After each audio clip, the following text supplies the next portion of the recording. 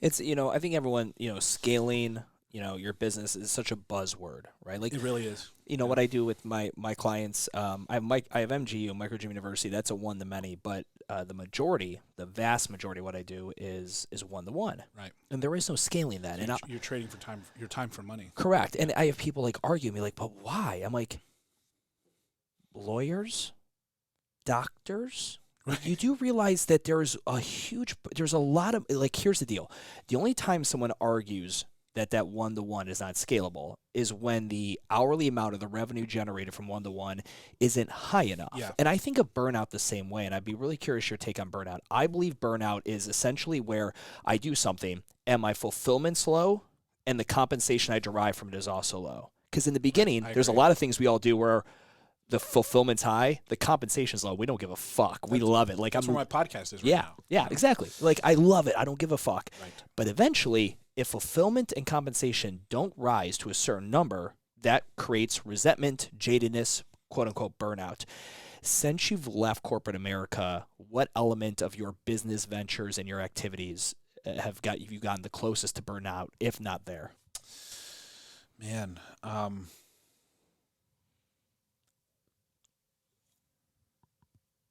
I don't think I've gotten close to burnout on any given one. I've gotten close to burnout holistically by trying to pursue too many different things, if that makes sense. But I haven't gotten to where I was burned out on coaching or burned out on, definitely not podcasting because it's so new. You know, honestly, the only time I've ever felt truly burnt out was when I owned the bar business and when I was working the corporate job and juggling all of that. And since then, I really haven't felt anywhere close to the amount of burnout I felt at that time. So yeah, I don't know if that's a good answer, but that's kind of where I am. It is. It's interesting. So if you stick with my theory of compensation and fulfillment, there are certain things, like there are people that can have fulfillment, and if it's maxed out, but compensation is like low as fuck, Yeah. they never burn out.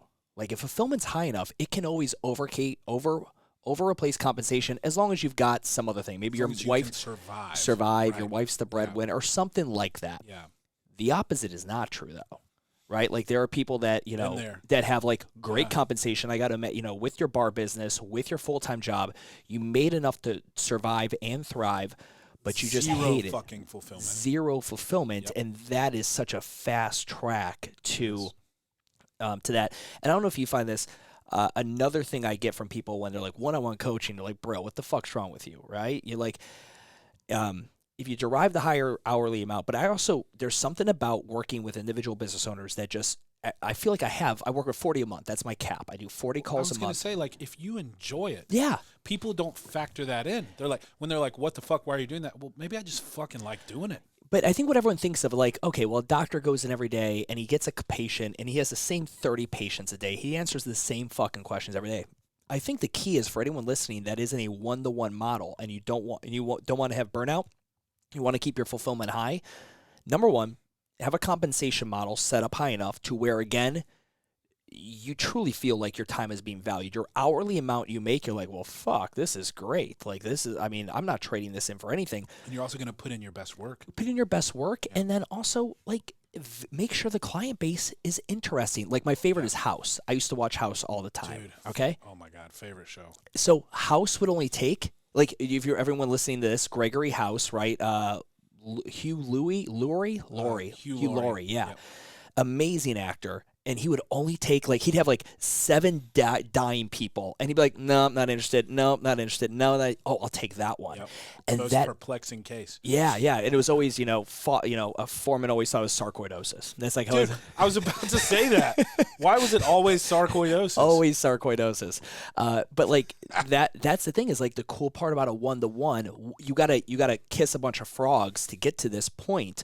But once you get there, anyone in that one-to-one business, you can kind of have your pick of clients. You can take a call with someone, get paid for that call, and then say, sorry, I don't think it's a good fit. Next call, sorry, I don't think it's a good fit. And it's like, ooh, this is interesting. I would love to work with this project. Yeah. And it's a really cool place to be. That, again, as long as you can make sure compensation and fulfillment is high enough. Do you see yourself wanting to make the one-to-one coaching a priority in the future, or is it right now I'm kind of pushing most of the chips towards the podcast and the awareness kind of route? Yeah, the latter. I think that the one-to-one coaching will always be something I do for the sheer fact that I enjoy it, but I'll limit that to a handful of folks, and I'll charge accordingly.